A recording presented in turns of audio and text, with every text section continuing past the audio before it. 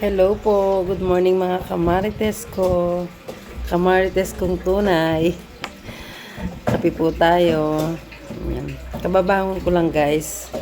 Kababangon ko lang mga kamarites. Tinatamad akong bumangon guys kapag marami akong iniisip.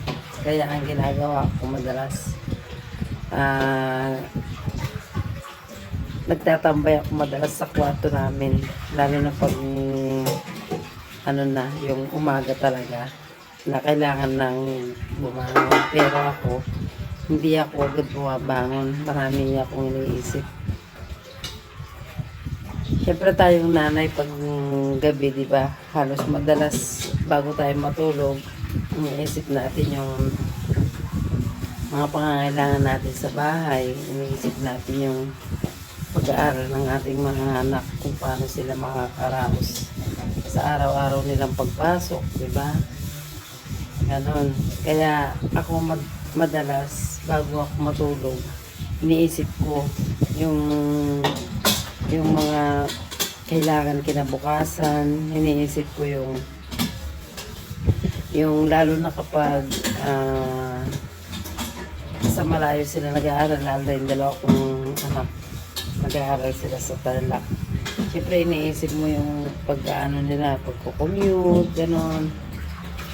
Lalo na hindi man sila pwedeng tawag nito, yung walang baon kahit konti lang. Diba? Kaya tayong ina, tayong nanay, iniisip natin parati yun.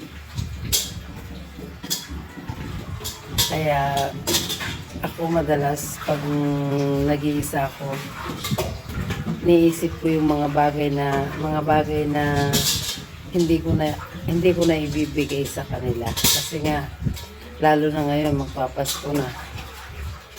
Siyempre, yung mga bata kahit hindi nila sinasabi sa iyo yung mga gusto nilang bilhin, ikaw na nanay, nararamdaman mo na yun. Diba? Ako kasi nararamdaman ko na yun kahit na hindi nila sinasabi sa akin yung mga iniisip nilang bilhin para sa sarili nila. Nararamdaman mo yung kasi nanay ka. Kasi dati pa, maliit pa sila, ginagawa mo na yun. Yung obligasyon mo na yun para sa kanila. Di ba tayo mga Pilipino halos yung mga anak natin pag Pasko o pag malapit na yung Pasko, binibili natin sila kahit mga simpleng simpleng mga gamit lang nila para sa sarili nila. Diba? Kaya nakakalungkot kapag hindi mo sila naibili. Ikaw yung nanay yung nalulungkot kahit hindi man nila sabihin sa iyo, nararamdaman mo yun at nakikita mo yun sa kanilang reaction nila kahit di nila sabihin sa atin. Diba? Lalo na ngayong Pasko, di ba? Papalapit na yung Pasko, ilang araw na lang, Pasko na. Ako nararanasan ko yun dahil yung gusto mo silang ibili, hindi mo sila maibili.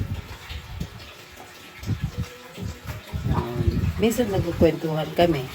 May kwento ko lang sa inyo guys. Nagkukwentuhan kami ng mga anak ko na nagsasabi sila na ay kailangan makabili tayo ng ganyan. Pero sabi nila ay kahit hindi na kasi syempre alam mo naman yung buhay natin ganon.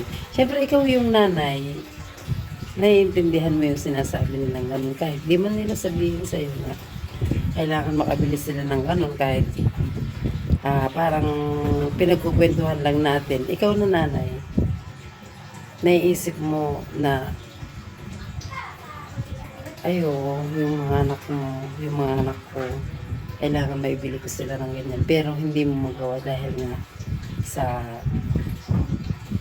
hirap ng buhay. Tapos, mas iniisip natin nanay yung mga pangangailangan natin na mas importante sa araw-araw, di ba?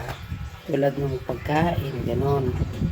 Yung mga pamasahin nila pang araw-araw sa papuntang school. Yun yung mga iniisip natin. Pero pag meron naman, nakakabili naman tayo po unti-unti. Ganun guys, di ba? I-flex ko lang po sa inyo guys yung aking kinai-stressan. Isa pang kinai-stressan pala. Dagdag stress ko. Yan, may mga bills po tayo ng kuryente at tubig. Sana wala pang magpuputol ng tubig at kuryente. Wala pa tayong pambayad guys. Paggising ko ng umaga, meron na naman tayong notice sa tubig at kuryente guys.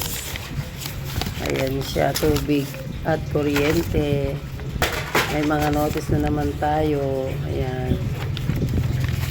Siyempre, obligasyon po natin ito. Kaya lang, maghihintay muna tayo ng biyaya para makabayad tayo ng mga natin, bills. Siyempre, pag wala, putol. Malungkot ang Pasko. Madilim pala ang Pasko. Diba?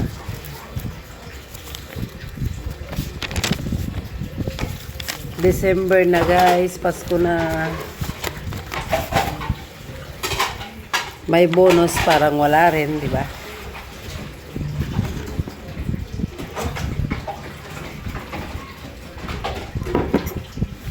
Kaya tuloy lang ang buhay.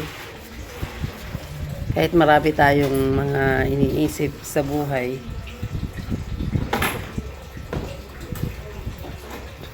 Sabi nga ng mga anak ko guys, binibiro nila ako, sabi, pag nagkukulong ako sa kwarto, sabi nila, wag daw ako masyadong magkulong at wag daw kung tambayan yung kinai-stressan ko.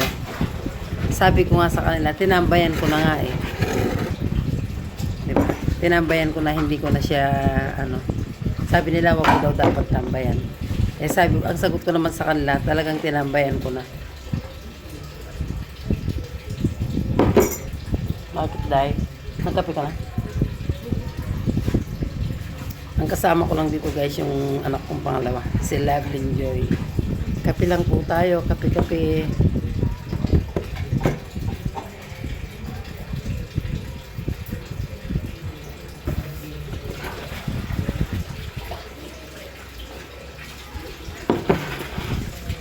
Kape muna guys.